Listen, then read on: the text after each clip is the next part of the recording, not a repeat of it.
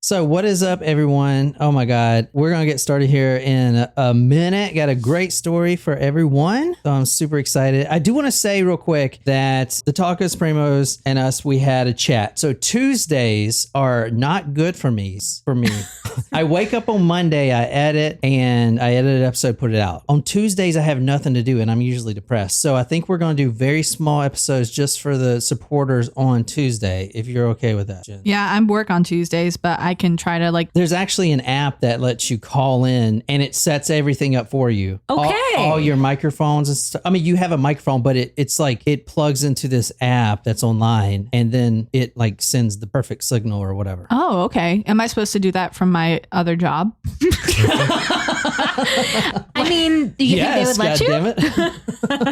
How do you think they would react to that one? I don't know. But I mean, hopefully, like I told them, I was like, you do not have to schedule me all the time. If I'm not working, I'd be happy to join in on said app. Well, perfect. And you did say last night that this was an anxiety-filled This first one. episode. Ooh. I don't know how I feel about that. Well, you're going to feel a lot of anxiety. Oh, I forgot to tell you guys. Yes. So on my hiatus of one day, the night before was St. Patrick's Day. So I went out, obviously. It's my favorite day of the year. And I met a ghost hunter. Oh. And did you tell them about your experience? Well, no, he did a lot of the talking, but I did say that he was familiar with the podcast and he was like, I feel like I'm talking to a celebrity. I'm like, no. He knew who we were? Yeah, he's like, I've listened to your podcast before. How cool. So he said he kind of wants to collaborate, maybe. All right. I'm down. I'm down with doing some funny ghost hunting stuff. Is this here in Charleston? Yeah, he's here in Charleston. Nice. Is this a potential? I won't ask that on the podcast. We'll if he talk listens. about that later. Anyway. If I introduce myself as a ghost hunter to someone, eventually in the conversation, I would be like, oh my God, a ghost right behind you. Yes. Or I'd be like, I'm sensing something cold over here. Isn't that not what you would do? Hey, Tina. What's up, girl? What's up, Tina? Oh, man. Brandon said, I can just see Jen walking around at work with an earbud in and you just hear her say, oh, I don't like that over and over. As I'm helping someone with their groceries and be like, well, I do. And that's why I'm buying it. Yeah. I do, before we forget, want to make sure I mention our newest Taco Supremos. Lindsay, I can't remember if I shouted you out before, so definitely want to make sure I get to this time. And David, what's up, David? 2 newest Supremos. Thank you very much for joining us. Thank you, guys. Is that Lindsay and David on the Discord? Is that together?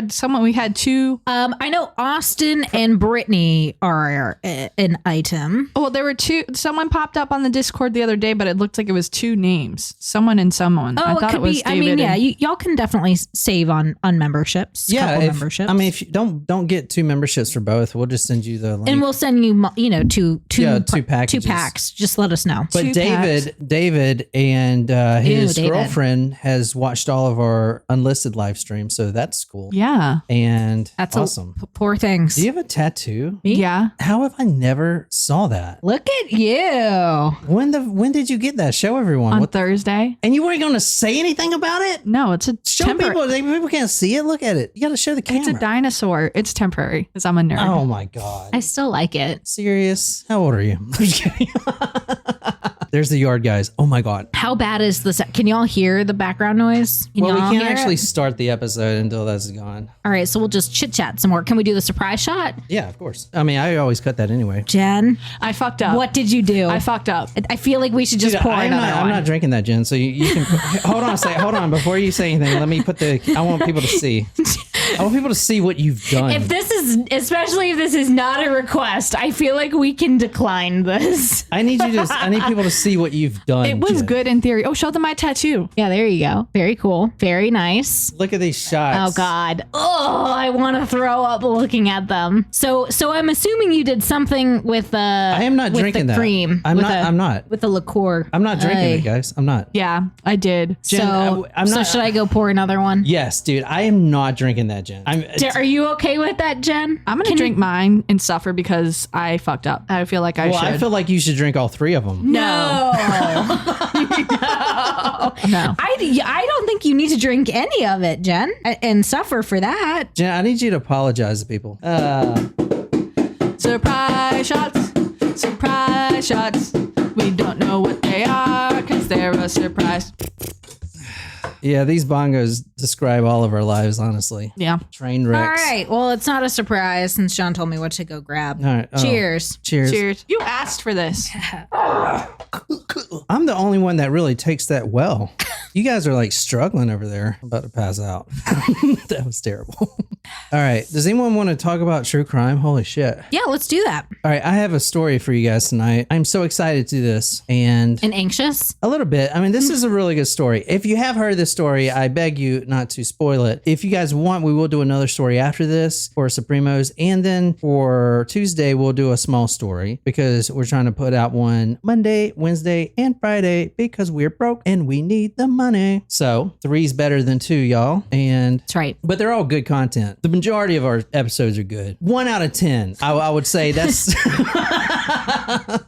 So this is where we're going to tonight.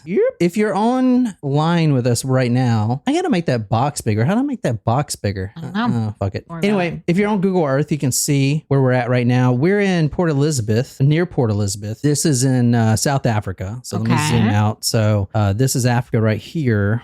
That's connected to Panama Canal here.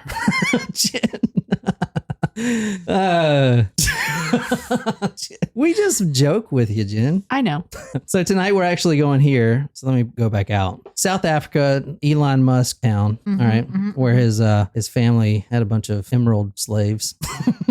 Anyway, A coastal town. a coastal town, very good. And in fact, the victim tonight was returning from the beach. Ooh. Yeah, I was thinking that on my drive down that today would be a good beach day. Yeah, Well, it would probably it's still nice be out. cold, but it's nice out. Yeah, it's really nice. It's like 70 something degrees here. It's good for like, it's not tan, going out sunbathe, but it's okay. That's bad for your skin anyway. Speaking of sunbathing, if you're still considering a pool, have you ever heard of fresh pools, fresh pond pools? It's fresh water and it looks like a natural landscape instead of like having a thing. It's really cool looking. I'll show you after. So it's a hole in the ground that we dig with a plow. No. All right, so this is where we're going to tonight. The exact apartment was never disclosed that I could find. I said that That weird. I could find. That I can find, y'all. Oh man, they need to repair this road. This is a danger. Good Lord, what happened? It was like a sinkhole about to happen. Yeah. Looks But- like some of the roads around here. Not here, but like my here. This is where we're going to tonight. This is a little apartment flat. And can you just kind of describe the neighborhood? Do you think this is a really good neighborhood or what do you see here? I mean, it looks, based on like the apartment styles and stuff like that, looks like it's like in a little city. It's on the outskirts, yeah. Just the outskirts over Okay. here. Would you get out of your car at 1 a.m. in the dark? Because they don't have street lights, as you can see. Well, Oh, they there's a do. street light. Yeah, they do. But it's not like in the I would big say cities here. just like anywhere, I would be cautious, So I think her car was parked right where around this red car was. We know it was 10 meters from her apartment. She was living in apartment 1. So, and usually she would park in, a closer spot like anyone else would. But on this night, there was none. So she kind of had to park across the street and then walk over. So maybe Okay. she was over here and then walked over or something. Have you ever realized how long the short lines on the street are? They're like average human body length. But you don't realize that when you're driving because you're going so fast. The what Never really lines? thought about it. Like the The lines on the road. white lines. No, I do know that because when I hit someone one time going really fast, I was like, wow, his body is the same length as that line. I'm just kidding. I didn't know that. Why is that? So that you can see them when you're driving. At At a high various speed. speeds. Do you know yeah. there's a musical road that plays a song for you? Yeah, I couldn't tell you where it is. It's like a vinyl record. You know how records there's like little scratches in the record? And that's how it plays music. So the whole road's like that and it plays you a pretty song. Serious, I'm not even joking. That's pretty cool. Yeah, I forgot where it is. If you know where it's at, put it in the chat. Send you That could be a bobblehead. I'll send you whatever bobblehead you want. There you go. The musical road. You can look it up on Google. Which I'm All right. I'm using nothing but Yahoo now. I'm going back old school, man. So tonight we are going to Port Elizabeth, Deer Street, which is around Central Street. We're basically going to an apartment, and this is Sunday, December 18th, 1994, wee hours, 1 a.m. The victim we're talking about tonight, a female named Alison. She had just dropped her friend off. Wolfie said Denmark, Hungary, Japan, South Korea. They're in quite a few countries, actually. I don't know why they're Holy sent out shit. of order. John is probably thinking about the Tahara's Musical Road. Sunday, December 18th, 1994, the wee hours in the morning. The victim here, an Allison, she is returning home to her flat. She lives in apartment number 1 of that apartment I showed you. This is 1994, December 18th, which actually, if you think about it, December over there is like summer, right? Yes. So, yeah, it's warm. Oh, yes, because it's in the southern hemisphere. John, don't just refrain. Refrain from being mean. You can do it. Go ahead, John. Say what you want. No, he needs to learn how to be better. Sunday, December 18th, 1994. Shit. I'm like actually sincerely curious as to what he was going to say. All right. He was probably just going to say something like, very good, Jen. That's probably what he was going to say. Yeah. Am I right? No. No. All right. Hey, Sydney. Hey, Sydney. What's up, Sydney? The victim here tonight, Allison, she is driving home to her own apartment. It is apartment 1, and it is 1 in the morning. Now, she usually parks closer, but tonight, it's Saturday night, and there was just no parking, which is always really worried her. And I would imagine any female parking somewhere at night. Yeah, there's a street light over here, but where I'm parking, it's not really doing me much good. Even though it's right there in the apartment, I'm sure you guys think about it all the time. Mm-hmm. I don't know if you guys maybe hold the keys in your hand like you're going to stab someone or something like that. I do. Yeah, so you guys know the feeling of what she was feeling. Yeah, I guess. Most of the time, I think that people won't attack someone that looks like Shrek, but... Jen, don't be mean to yourself.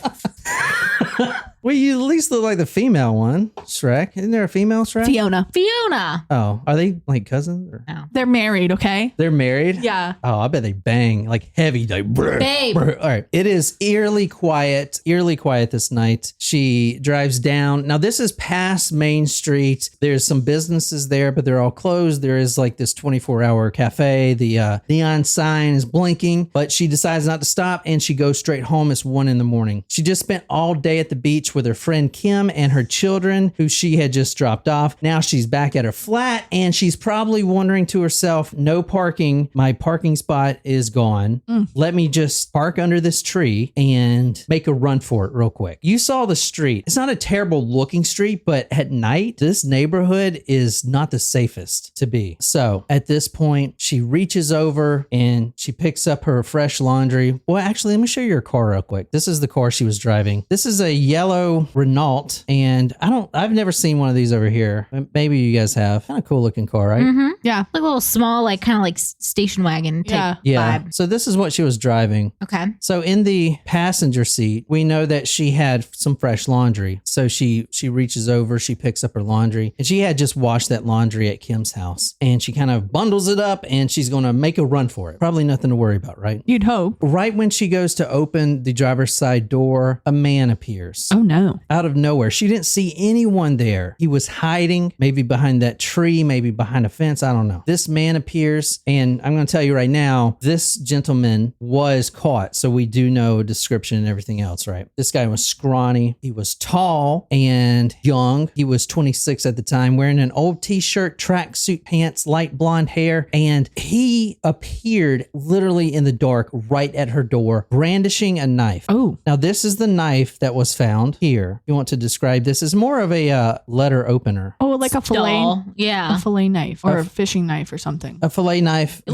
doesn't look very sharp though, right? No, it doesn't. But there is another knife that will come into play in this story. This is not the knife that is used in the attack, if you will. There is another knife that's far more deadlier. As you see, this knife right here, it's not very sharp. It does have, I think this is a parachute cord here, 550 cord, which is what you use in the military. Then you see here, this is actually the name, Franz Dutoy. That's his name. We're going to talk about him in a little bit. Okay. But this is the weapon that was found that he was carrying. So that's the name of the guy? Yes, that's correct. Franz Dutoy. Dutoy. That's his name. Dutoy. So Duhas. immediately Duhas, man. she sees this man, and the first thing that she sees is him wave this knife in her face. He's speaking quietly. However, he's speaking in control. There are apartments apartments around. There may be some people up. He's not yelling, move over, get over. He says, quote, move over or I'll kill you. But he's whispering it, move over or I'll kill you. He puts the knife right to her face. Alison instinctively moves over to the passenger seat. She's still carrying her laundry, and she is now in starting stages of shock. I don't know if anyone on live chat has ever had an experience like this. Maybe you can weigh in. She was getting carjacked. She was getting carjacked. However, she was not going to leave the car. Now, I want to say there was plenty of times where she may have thought about jumping out, but she didn't. And that's just not how shock works. If you're in shock, like what's happening, this isn't normal, you're frozen. She was frozen, okay? So that was her trauma response, was freeze. Yeah, exactly. So. Because there's 4. There's fight, flight, freeze, or fawn. Or what is fawn? Fawn. Yeah. It's kind of like, I think, I don't remember. I want to say it's like deer in a headlight, but that's kind of like freeze. So I don't think that's it. I think I might be more freeze. I'm definitely fight. I have all the 4 too. It's fight, and kill. Fatality. Fight, fatality. Fatality. All right. This man, and I'm going to tell you guys, I'm starting this slow. This is going to make your blood pump out of your body. Jen, have you heard this story before? I can't say for certain right now. All right. I'm leaning towards no. Anyway, this man, he jumps in the car. He has the knife right to her neck, and she obeys. She gets in the seat. She's frozen. She's still clutching her laundry. What the fuck is going on? He immediately turns the ignition back on. It stutters for a minute. He gets it going, and then he races down. Now he's on Pearson Street. This is where her apartment was, and Deer Street. He races down to Main Street where all the businesses are that are closed. This man is smoking a cigarette, and he heads towards Beach Road near Summer Strand. Now this is where Alison will be found. So kind of giving it away there. But let me just go back 1 second and show you where this gentleman is going to take Alison. All right, so here's where she started from, Deer Street. You see this right here, Jen? This is where she started from. This man is going to take her all the way to Beach Road, which is this road right here. Let's go to the beach. And this road also turns into another road called the highway. So this street eventually turns into shit, and I am lost. Courtney says she's eating at a Mexican restaurant and didn't bring her earphones. All right, I like your style, Courtney. You're just like, fuck it. What are you talking about, Courtney? She's listening to us and she forgot her headphones.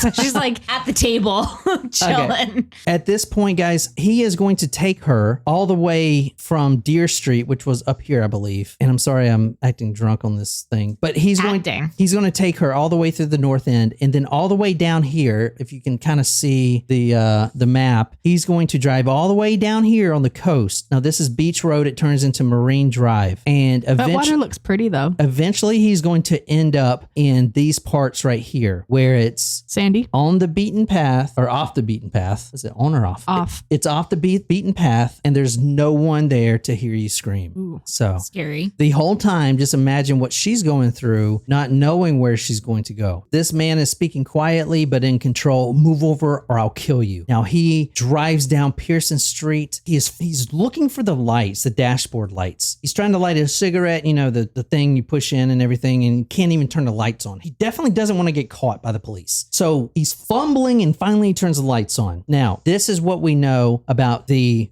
route that he takes. He heads towards Beach Road near Summer Strand. That's where Alison will be found eventually. To the right was the University of Port Elizabeth, and there is nothing out there at all. This is 1994. A lot of the population that would venture out there at 1 in the morning, 2 in the morning, were out there to either have coitus. Grandma's listening, so. It's Mima. Hi, hey, Mima. I actually love that name, that Mima? for grandma. Is that what you want to be a Mima someday? I don't know. Mima, I think I want to be a Nana. Before the man gets to Beach Road, he's driving around Main Street, and there's a bunch of nightclubs here. There's one called Club Tonight, which is no longer in business, but he's mumbling something, and he's mumbling, quote, where is he? Where is he? He's looking for someone. Now, Alison is probably in the passenger seat, freaking out, like he's looking for someone? Who is he looking for? Eventually, he stops on Main Street, and he lets in another gentleman in the back seat. Now Allison is alone with a man who stole her car, does not want her to leave, and now another gentleman is in the back seat. This is a nightmare situation. Okay. They take her to way out on Marine Drive, way near the beach, near the sand, and the spot that they take her, there's trash everywhere. The ground is blackened with soot, and it is the spot you stop to either have sex or do drugs. That's the only reason you'd be out there that early in the morning. Now, she is probably scared out of her mind at this point. Now, before I go any further, I want to say that both men were caught and both men confessed. That's how we know the back and forth that we're going to, the back and forth between each man and what was said, what was done, and how this goes down. Got it. What these two men do is beyond despicable to this woman. The two men, Franz Dutoy and Theuns Kruger, his last name is Kruger, which is... You're like, that's ironic. Is fitting. This is Franz Dutoy right here.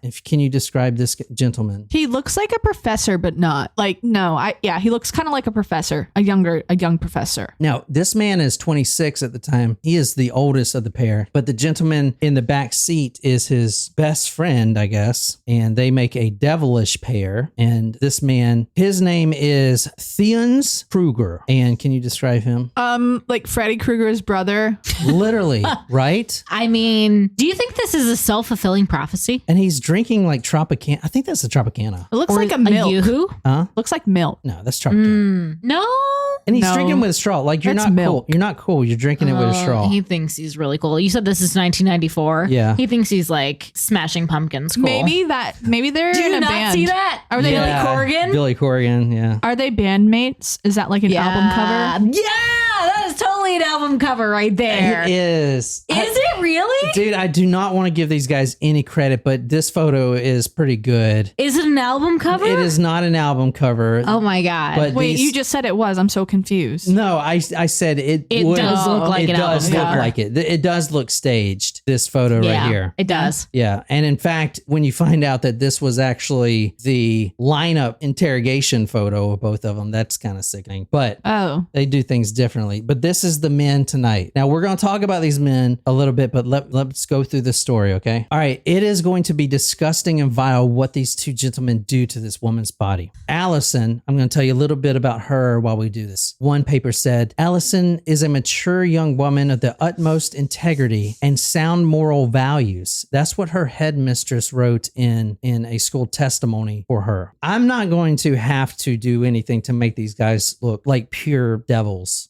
Maybe literally. just draw some horns and like a little soul patch on each of them. Little pointy beard. Now at this Give them point, yellow eyes. At this point, Franz Dutoy is driving the car. Allison is in the passenger seat and Kruger is in the back seat. Franz stops the car. It is dark, quiet. They're in the middle of nowhere. It is pitch black dark and crushing silence. It's just dead silence. Everything is still and quiet. Hello, darkness, my old friend. Now, they say that when they pulled up, everyone just got real quiet. Everyone. It's just for a moment. It's this weird tension. Just everyone is just eyes forward, not saying anything. Now, these men have abducted this lady, abducted her. So at that point, they're just sitting there, which is even more freaky. Eventually, she's the one to break the ice, the one that says, quote, now what? That's when Franz looks at her and says the following, quote, but I thought you would have realized we want sex. He follows that up by, are you going to fight? Just for all of our male listeners or, Everyone. Everyone. Like, that's just not how you And if it's get forced. that from Yeah. someone. Yep. Like, never assume. I'm not going to go through the rape, so don't worry. I'm not going to tell you any descriptions of that, but we will kind of like come close to there just so I can show you what kind of happened here. She says, no, like I didn't realize that. Yeah, I thought you wanted my car. Take off your clothes, this man says. Franz says. So she does. Then he pulls down his pants and pushes her head down to him. Franz Dutuy pushes her head down and says the following. You bite me, I will kill you. Knife in his hand on the side of her face, making sure that she could actually see the blade. And she is doing exactly what you think she's doing right now, being forced to do what you're thinking. Now, I'm not going to get into the actual rape that took place, but she was raped. Now, at this point, his buddy, Theans Kruger, is outside smoking a cigarette, sitting on the hood, waiting for his turn. The man looks out the window, quote, "Do you also want to have sex with this lovely lady?" I don't like that. I just don't understand, because there are so many different apparatuses or apparati, however the word is, like that you can use to simulate sex instead of raping somebody. Well, it's because they're fucked up, man. I mean, Theans gets in the car and he also rapes her while Dutuy is still in the driver's seat. She put back on her clothes and she was ordered by both men to take them off again. All of a sudden, she is being strangled to death by Franz Dutuy. "Please don't kill me," she says. His reply, "Sorry." Wait, what? That's what he said? That's what he said. Oh, no, I don't like this. This gets a lot worse real quick. So buckle up. Alison was strangled, but the two men didn't stop there. They raped her. They strangled her, but they could still hear a little bit of breathing coming from her crushed in larynx. There's this faint breath coming. They could hear it. It's so quiet out. No one's there. They could hear it. And they sure as hell didn't want her to survive. So using a large knife that Theans had with him, it was a knife used for skinning deer. That's all the paper said. A knife used for skinning deer. So if you are a deer hunter, then you know what I'm talking about. 8-inch blade. It has the little, a serrated knife is kind of has a little notches in it. This has the big notches in it. This knife does more damage being pulled out of someone because it takes things with it, right? Both men take this large serrated 8-inch hunting knife for skinning deer and they begin stabbing her in the abdomen 35 to 36 times.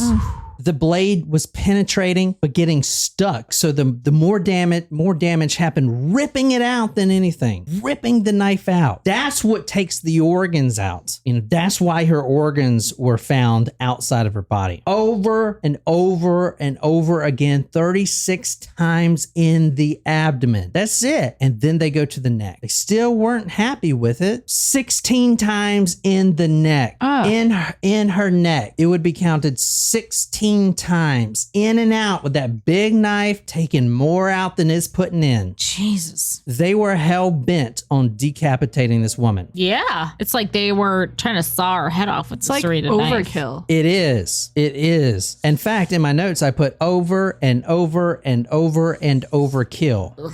36 times in the abdomen, 16 times in the neck, sawing, trying to get it off. They really wanted to get his head off. They really wanted to get it off. They were hell bent on decapitating this woman. Eventually, they just leave her there on the ground. They take off her rings. They put the rings on their fingers, and eventually police would find them. And this happens a lot of times. The killers will take the rings, I guess trophies, as trophies or whatever, and sometimes they'll give them to their girlfriends.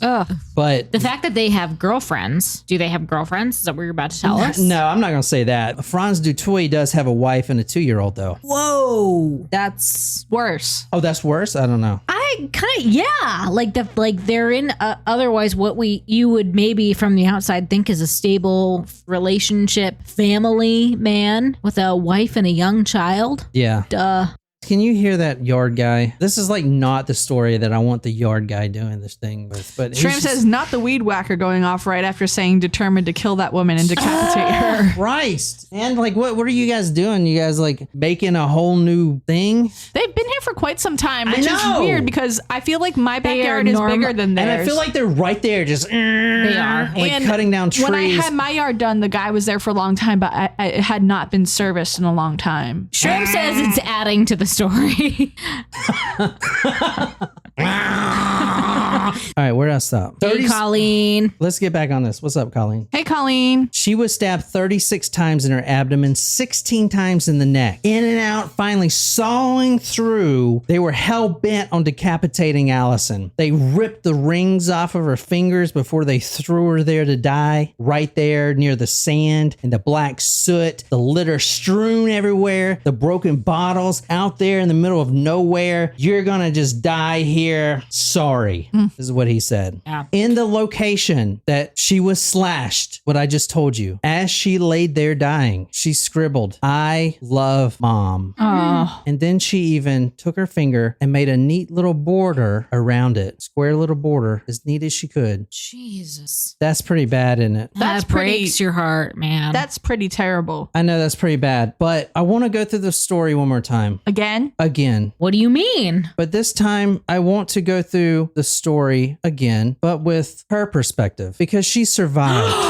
What? What? God, this story makes me cry, man. She survived. This is Alison's story right here. Holy shit. Wow. This book Oh, he's really... He's legitimately crying. No, I'm not. No, I love it. It's gonna make me cry.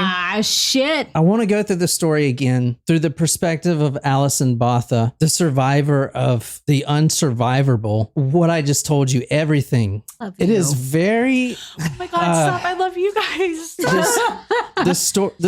We really didn't drink that much. No. I know, give me a shot. Let's see. Wolfie just goes BRB buying that book. Wow. If you want to like really be moved, just buy it, dude. It is incredible. Anyway, I know it's so rough, but I want to tell you about her perspective through this whole thing. And Dr. Validia Angelov, one of the doctors who would save her, hours later, a thoracic surgeon who helped save her, quote, theoretically, it was impossible. Some of the other medical experts says a true miracle. Just having her thyroid slashed in two. She should have died from that. Some of the Amazon reviewers on the book, which is a phenomenal book, there are no words. Impossible to put down. The most touching story I've ever read. And she is the Femina Woman of Courage Award winner. And the thing that really tears you up inside about Alison's story is that, quote, like Nelson Mandela, her most impressive attribute was a complete lack of bitterness. So, I don't know. What do you guys think? I am fucking tearing up, man. I know, dude. I did not see this coming at all. Mima likes us now. Mima. All right. Mima is a fan, I think, now. This is a great story. Wow. Shram says John, not a psychopath confirmed. Dude, this book does something to you, man. I don't think I've ever seen you cry during a story like this I before. wasn't crying, man. No, you weren't. Sorry. I lied. If you've ever been sexually assaulted or raped, you definitely need to read this book 100% because it's just Even if not. it's just not about the story, it's about what happens after. You don't think she has intense PTSD. You don't think even now, 20 something years later, almost 30 years later, she still looks around when she gets out of her car. She is a survivor, but I wanted to put this one quote in there because it sums this up. And this is what she said during the attack when she had to make a choice to live or die. Quote, I will not let them take my life away. So does anyone want to go back and do the story? Shit, I'm sorry, man. This story moves me, dude. Oh my God. It's hard to find stories like this, and this is an amazing story. How did you find the story? Well, all right. So Shram was like, oh, Morbid did this story, not this one, but some story that's a survivor story. And I'm like, dude, I'm going to beat that. I know there's a better one out there. Sydney says Mima is a sexual assault survivor. It was hard at first, but she loves it.